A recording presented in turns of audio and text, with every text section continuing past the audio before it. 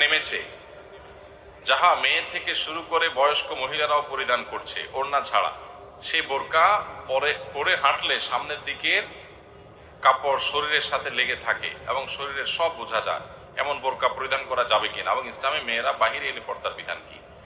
এইরকম বোরকা পরলে তার উপর দিয়ে আরেকটা বোরকা পরতে হবে। বুঝেন নাই কথা?